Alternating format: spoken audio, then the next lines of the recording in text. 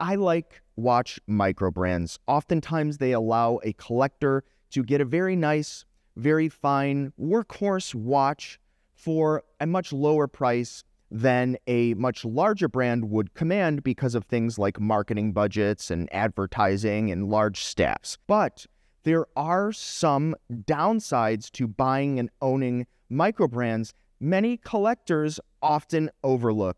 So in this video, I'm going to be sharing with you some downsides potentially, depending on the person, for owning a microbrand. But before we do that, guys, please do not forget to check out chronograbs.com, my new marketplace, where you can buy and sell your watches at 0% commission and 0 listing fees. We also have a new instant checkout feature where we have some very highly trusted dealers I've done business with for over a decade, where you can purchase directly online. And also, if you post your watch for sale on Chronograbs for free, you're also eligible to receive fast cash offers from my network of dealers. So if you don't want to wait around, you don't want to wait for a private party, or it's just not your thing, you just check a box and we will give you the best offer that we receive from our dealer network. Saves you the headache of shopping around, negotiating the back and forth, the this, the that. We stand by it. Chronograbs.com. Try it out.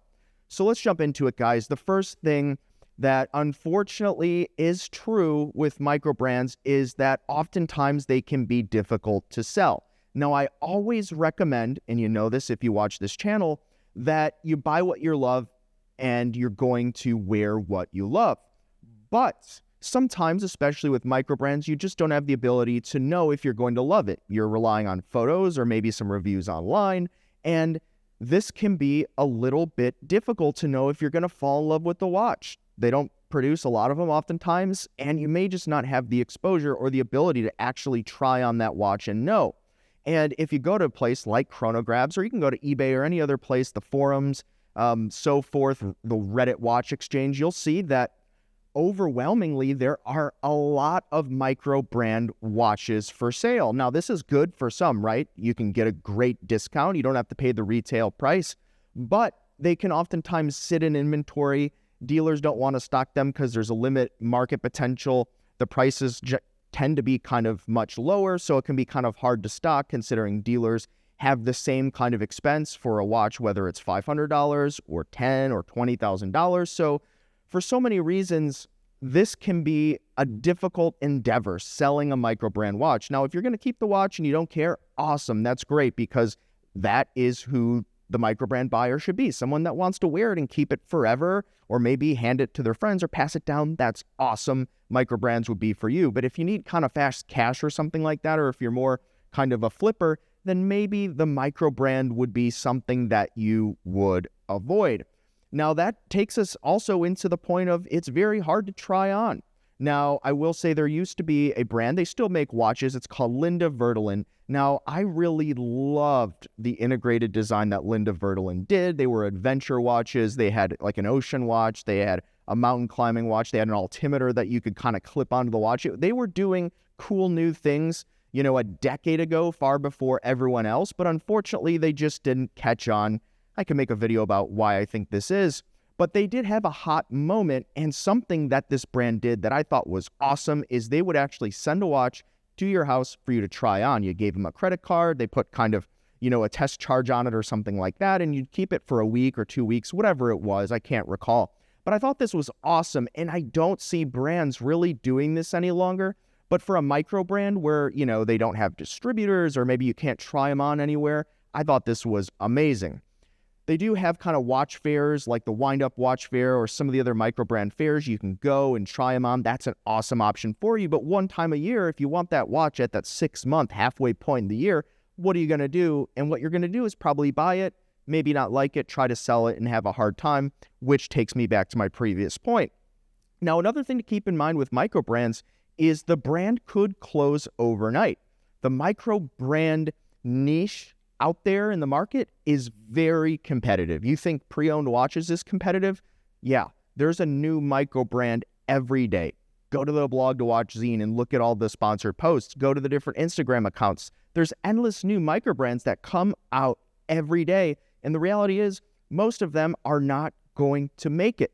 oftentimes they kind of just have to guess on new designs, colors, try to build a following in a community, and that can be super difficult with any kind of a product, let alone one that's driven largely based on emotion and passion. Sometimes the specs, but we're really splitting hairs at certain price ranges in terms of specs. And so, I mean, these brands can close overnight, and they do. I've seen this happen so many times, or maybe the company shuts down for a bit of time, or someone buys it for the name and restarts this up. This happens, and something to keep in mind is when it comes to after-sales support or service, you need to service that watch. It can be a little bit difficult because the brand might not be there. Now, if they're using a base ETA movement, or even a modified ETA movement, or a Solita, or an equivalent, sure, any kind of watchmaker with any kind of experience at all past 2 weeks of practice could service those movements.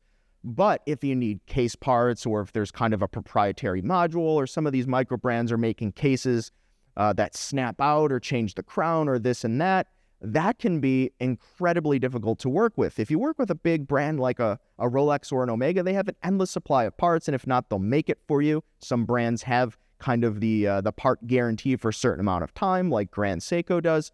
But you get the idea. You may have a watch 10 years from now or 5 years from now, potentially, that you just can't get parts for, but it may not be a big deal for you. And I think if you're getting a lot of bang for buck in the watch and you choose correctly, this is probably not an issue for many people. Now that takes us into the straps. Now, the thing with straps and watches today is there's this movement to go into proprietary everything, which I think is unfortunate because this is almost where watches started, right? At least modern watch collecting, whatever you'd like to call it, kind of like the watch online community and the way that the watch brands are kind of meeting the needs of customers, watch brands would make these proprietary straps, right? You saw it with Hublot, you saw it with Linda Vertelen, the brand that I mentioned, and so many others. But then there was this bit of a strap craze going on, I don't know, up until 2 years ago, maybe 5, 6, 7 years, where just every company had a strap brand. Hodinkee had a strap company, Analog Shift had a strap company, Deluxe. There's so many strap companies out there, and this was kind of fueled by the Panerai strap craze, right? It's like, well, if all Panerais kind of look similar with some nuances, why not just switch up the strap? And so everybody's swapping out the straps. It was supposed to be the future of watches is interchangeability of the straps and using standard strap sizes, blah, blah, blah. Well, now, most notably Richemont brands like their Cartier and their IWC, they're starting to use, once again, these proprietary straps where you need to go to the manufacturer. But microbrands are doing this as well. As more people want the integrated design, they want the integrated bracelet, or they want that strap to kind of give them that AP type of look, that limits your strap options for the watch. And I see microbrands doing this probably a lot more just because they're trying to claw at that integrated design. But this is something to keep in mind, not only for all brands, but certainly microbrands as well, because if the brand does go away, where are you going to get a strap, right? At least if you're buying a watch from a Cartier or something like that, and they use a proprietary strap system with these, integrated lugs and the fast change strap system, okay, they're likely to have those straps in stock. I mean, they have to stock them. Otherwise, they just have tons of people that have the watch without the ability to replace their strap when it wears out in a year or two or something like that. But with microbrands, if they kind of go away and you don't have a strap, you will just pretty much have to go to a custom strap manufacturer and hope they can take the integrated kind of fast swap parts off of your old strap and sew them into a new strap and forget about a bracelet. So with microbrands, part of them potentially going away is you do have to consider, hey, can I even wear this watch on a strap or a bracelet in the future? Should and when, more likely, does this strap wear out?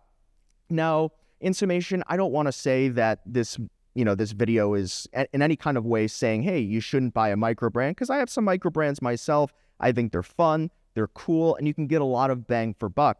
But I just make videos like this just to share with you the things that do come up that I see all the time with fellow collectors and, people on chronographs and things like that, that get into these situations and maybe they just didn't think of it. So these conversations are more just education. You're more than welcome. I mean, don't listen to me to tell you what to do. Certainly, don't listen to me. Do whatever you want to do. I'm just here to kind of share with you these things and also receive your feedback in the comments below. Let me know what you think about this. And also don't forget to check out Chronograbs. And we'll see you next time. You've been chatting with John P.